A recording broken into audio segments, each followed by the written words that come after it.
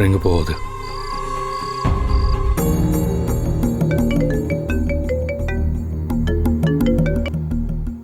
சொல்ல அன்பு.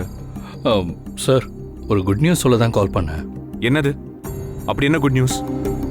சார், கார்மெண்ட்ஸில் பெட்டியை மாற்றி வச்சது, சாவித்திரி அக்காவோட பணத்தை திருடினது, இது எல்லாம் யாரோட வேலைன்னு தெரிஞ்சு போச்சு. ரியலி? யார் அது? சார், இல்லை சார், அதை இப்போ நான் சொல்ல விரும்பலை. நாளைக்கு அவனே அவன் வாயால் எல்லா உண்மையும் சொல்லுவான் சார்.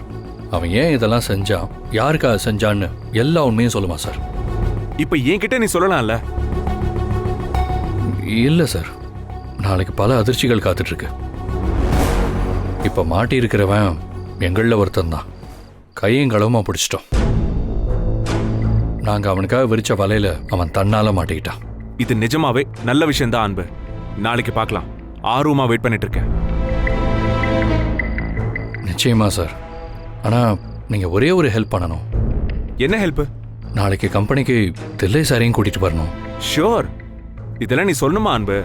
நானே சொல்லி கூட்டு வரேன். ரொம்ப தேங்க்ஸ் சார். நாளைக்கு கம்பெனியில் பார்க்கலாம். ஓகே அன்பு. யாரு மகேஷ்? டாட்.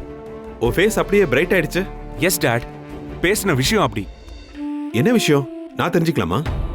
Sure dad. நீங்க தான் தெரிஞ்சுக்கணும். அன்பு தான் கால் பண்ணா. நாளைக்கு நீங்க கண்டிப்பா கம்பெனிக்கு வரணுமா, உங்களை கூட்டிட்டு வர சொல்றான். என்னையா? எதுக்கு?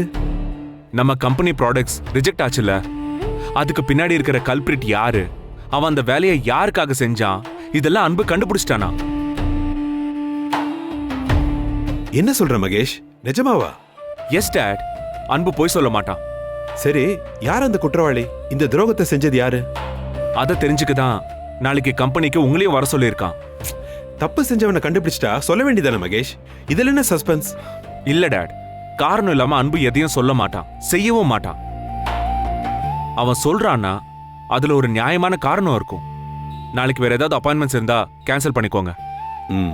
ஓகே மகேஷ். Thanks dot.